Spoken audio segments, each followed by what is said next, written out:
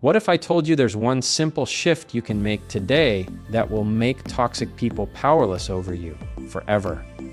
Not by arguing with them, not by exposing them, but by changing the one thing they depend on most: your response.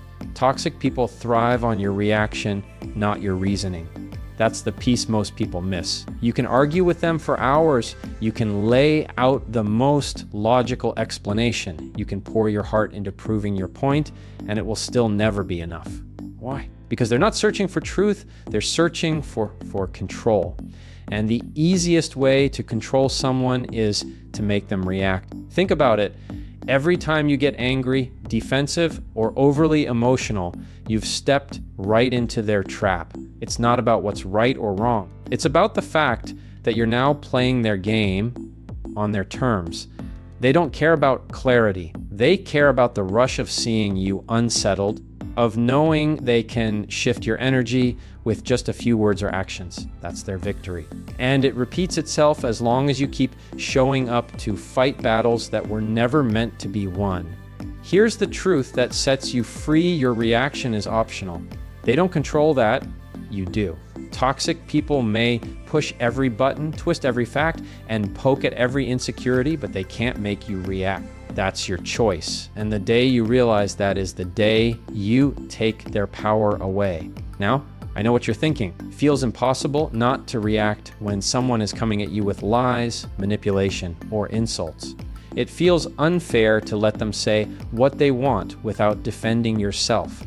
But here's where you have to understand the difference between reacting and responding. Reacting is impulsive, it's immediate, fueled by emotion, and usually gives them exactly what they want. Responding is intentional, it's calm, controlled, and based on what protects your peace.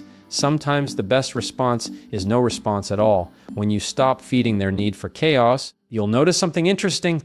At first, they'll push harder, they'll try new tactics. They'll get louder, colder, or more dramatic just to get a rise out of you. But if you stay grounded, if you refuse to play the game, eventually they lose interest. Because remember, they're not looking for solutions, they're looking for a reaction. And when there's none to be found, they move on to someone else who will give it to them. This doesn't mean you ignore every problem or sweep issues under the rug. It means you become intentional with your energy. Not every insult deserves an explanation. Not every manipulation deserves a defense. Not every argument deserves your presence. The more you start choosing silence over conflict, calm over chaos, clarity over noise, the more your life starts to shift. And here's the most powerful part. You'll begin to see that their behavior was never really about you in the first place. It was about their need for control, their lack of peace, their unresolved battles. Once you stop reacting, you stop carrying the weight of their issues. You return that weight to where it belongs, on them. And you step forward lighter, freer, and stronger. So if there's one takeaway, let it be this: toxic people thrive on your reaction, not your reasoning. Stop giving them what they want. Protect your energy, protect your peace, and remember, you don't have to attend every battle you're invited to.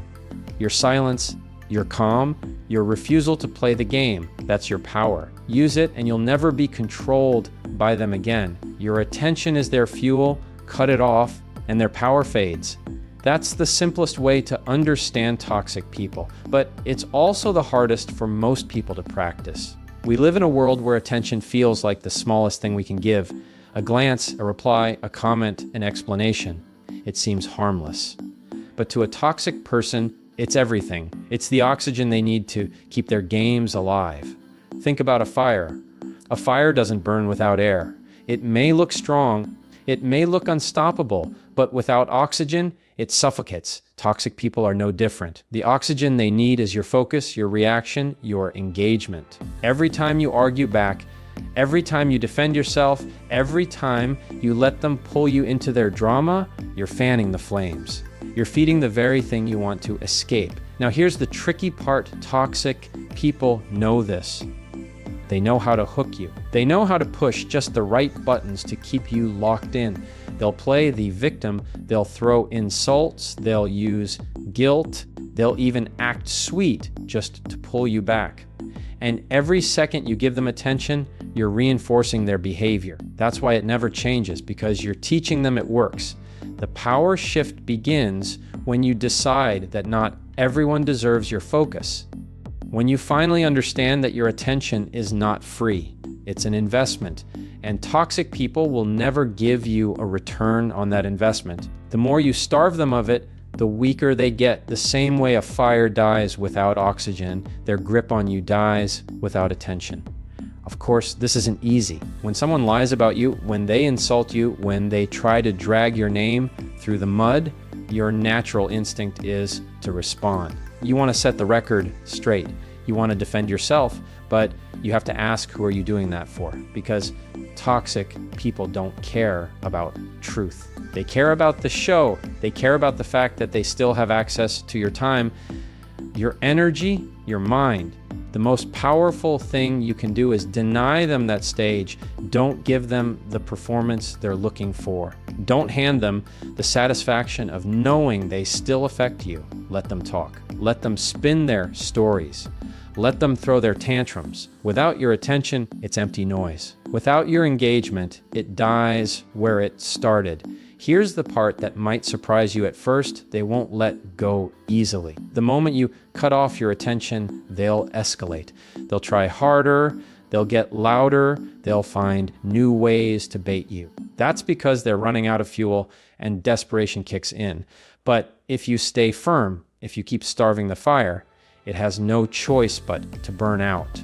That's not weakness. That's strength. That's discipline. And when it does burn out, you'll feel the freedom that comes with it. You'll notice how much energy you've been wasting on battles that never mattered. You'll notice how peaceful life feels when you stop rewarding toxic behavior with your focus. And you realize that silence is not passive, it's powerful. So remember this: your attention is their fuel. You don't owe it to them. You don't have to explain yourself to people who are committed to misunderstanding you. You don't have to defend yourself against people who thrive on conflict. Protect your attention like the valuable resource it is. Because when you cut it off, their power fades and your power finally rises. Boundaries are not suggestions, they are decisions you enforce consistently. And this is where most people go wrong. They treat boundaries like polite requests, hoping the other person will respect them out of kindness or understanding. But here's the reality: toxic people don't respect requests, they test limits, they push, they take as much ground as you're willing to give. And if your boundaries are soft, if they're negotiable, if they're inconsistent, you've already taught them that your line is not really a line, it's just a preference. A true boundary isn't about what you hope someone will do. It's about what you've decided you will allow and what you won't. It's not external, it's internal. It's the quiet but unshakable standard that says, this is the way I will live, and I will not step outside of it for anyone. That's what makes it powerful. Think about how laws work. A law isn't a suggestion. It's not a request. It's a rule with consequences if broken. Boundaries operate the same way. If you say, I don't like it when you yell at me, and then you stay in the conversation while they keep yelling, that's not a boundary. That's a wish. A real boundary is, if you raise your voice at me, I will walk away. And then you do it every single time. Consistency is what makes it real. Consistency is what teaches people how to treat you. Here's the part many struggle with: enforcing boundaries isn't about controlling someone else. You can't make them stop yelling, lying, manipulating, or crossing lines. What you can control is what you do when they do it. Your power is in your action. And your action must be steady, predictable, and unwavering. When people realize you mean what you say, when they see you enforce the same line every time, they learn quickly that pushing you comes with consequences. But the moment you make an exception, the moment you bend just because you don't want conflict, you send the opposite message. You teach them that your boundaries are flexible. And toxic people thrive on flexibility. They take 1 inch, then a mile, until you're left wondering why you're exhausted, resentful, and drained. Consistency might feel uncomfortable at first. It might feel harsh. People might even accuse you of being selfish or cold. But here's the truth: healthy boundaries aren't cruel. They're kind. They create safety, clarity, and respect. They protect not only you, but also the relationship itself, because they set the tone for what is acceptable and what isn't. Without boundaries, relationships become chaotic. With boundaries, they have structure and balance.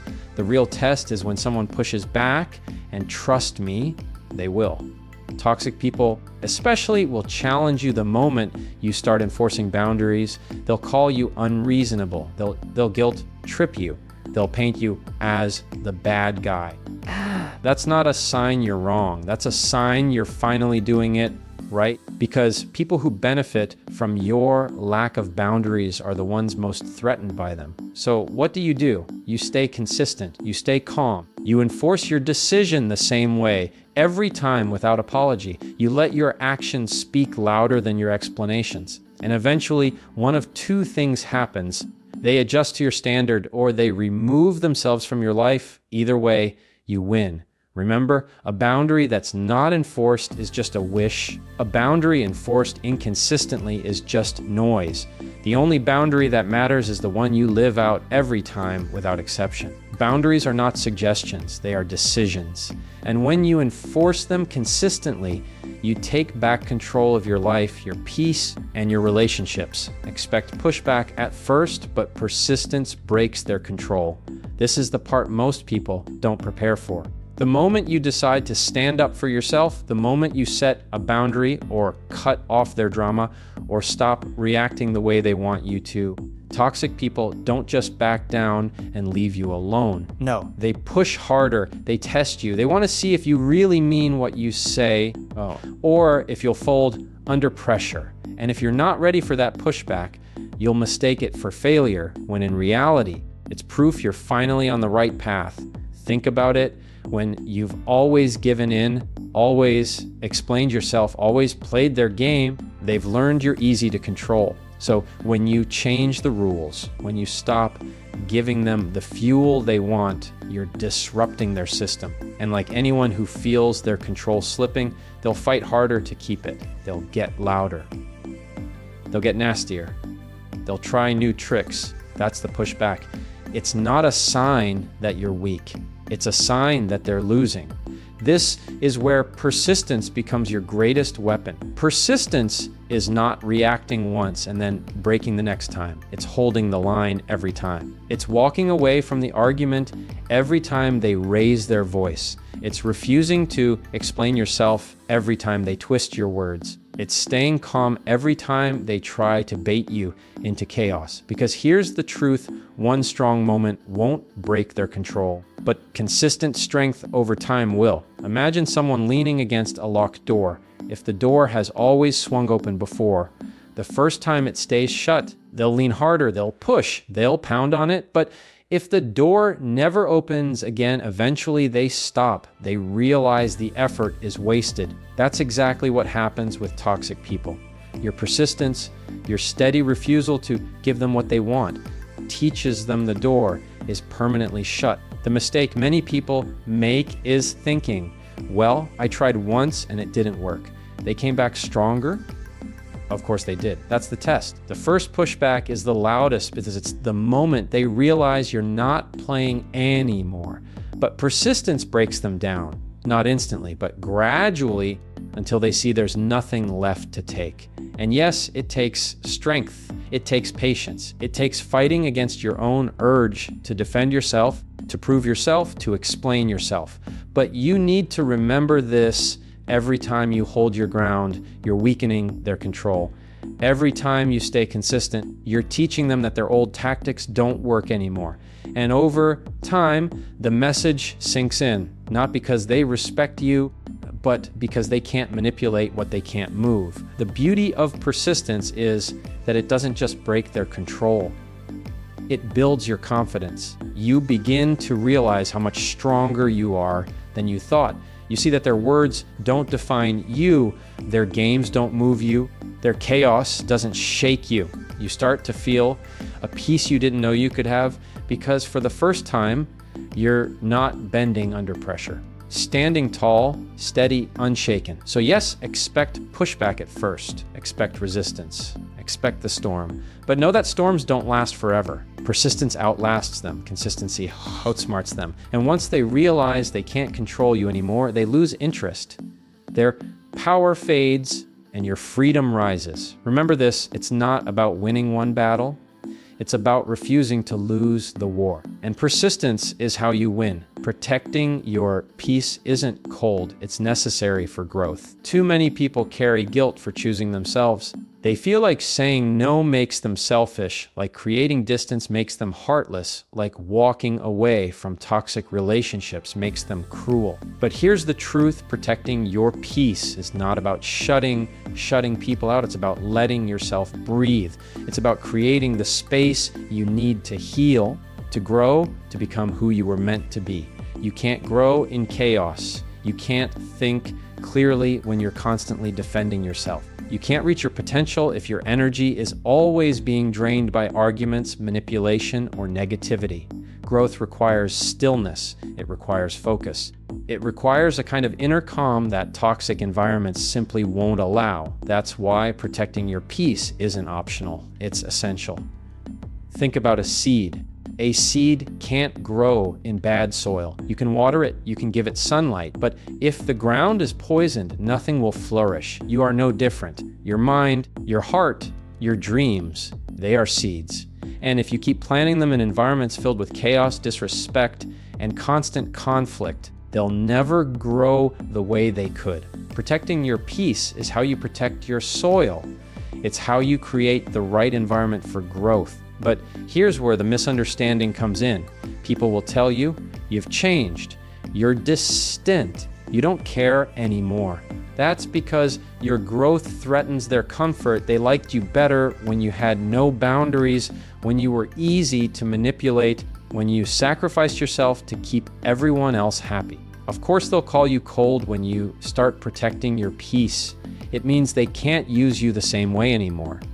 But their opinion is not the truth. The truth is that peace is power, and people who love you, who truly respect you, will celebrate that choice, not punish you for it. Protecting your peace doesn't mean you stop caring. It means you stop over caring for people who refuse to change. It doesn't mean you shut the world out. It means you become intentional about who gets access to you. Not everyone deserves your time. Not everyone deserves your energy. Not everyone should be allowed into the most sacred space of your life, your peace. And here's the part that matters most: peace creates room for growth. When you're not constantly drained, you start to dream again. When you're not always stressed, you find the courage to take risks, to try new things, to push yourself further. When your mind is clear, your creativity expands. When your heart is calm, your relationships improve. Everything good in life flows from peace. Without it, you're just surviving. With it, you're truly living. So stop apologizing for protecting it. Stop feeling guilty for saying no. Stop explaining yourself to people who don't understand. Protecting your peace isn't cold, it's self-respect. It's maturity. It's the foundation of every great thing you're trying to build. There will be people who don't get it. There will be people who try to pull you back into chaos because that's all they know. But you have to decide what matters more, their comfort or your growth. And the moment you choose your growth, you'll see that peace was never optional. It was the key all along. So let them talk. Let them misunderstand. Let them call you cold. One day, they'll see what you were really doing. You weren't shutting people out, you were building yourself up. You weren't abandoning anyone, you were choosing yourself. And that choice is never selfish. It's survival. It's strength. It's growth. Once you refuse to negotiate your worth, toxic people lose their grip on you. That's the moment everything changes. See, toxic people survive by convincing you that your value is up for debate. They chip away at your confidence. They question your decisions. They make you second guess yourself until you start believing that maybe you aren't enough. Maybe you don't deserve better. Maybe you should settle. That's how they control you, not by their strength, but by the doubts they plant inside of you. The trap is subtle. They'll say things like, you're too sensitive, or you'll never find better, or you're lucky I put up with you. At first, you argue back. You try to prove them wrong. But the more you argue, the more you've already stepped into the trap, because you're treating their words like they hold authority over your value. That's how they win. Not by being right, but by making you explain yourself. The breakthrough happens when you finally decide, my worth is not negotiable. It's not up for discussion. It's not something I have to prove, explain, or defend. It just is. And once you lock into that mindset, toxic people lose their leverage. They can say what they want, but it no longer moves you. They can withhold approval, but it no longer shakes you. They can criticize, guilt, trip, or manipulate, but it no longer lands because you're not bargaining with your value anymore. This shift isn't about arrogance. It's about clarity. When you know your worth, stop begging for the bare minimum. You stop tolerating disrespect disguised as love. You stop shrinking yourself just to fit into places you've outgrown. And you realize something powerful. You don't have to fight for a seat at a table where you're constantly questioned. You can build your own table and invite only those who respect your presence. And yes, toxic people will test you. The moment you stop negotiating your worth, they'll try harder to break you down. They'll throw every weapon they've got: silence, shame, sarcasm, even fake apologies, just to see if you'll bend. But this is where your strength gets tested. You have to remember that persistence beats pressure. If you hold your ground long enough, their grip loosens, because a toxic person can only control what you doubt. And when doubt is gone, control disappears with it. This isn't just about relationships. It's about every area of your life. It's about the job that underpays you because you've convinced yourself you don't deserve more.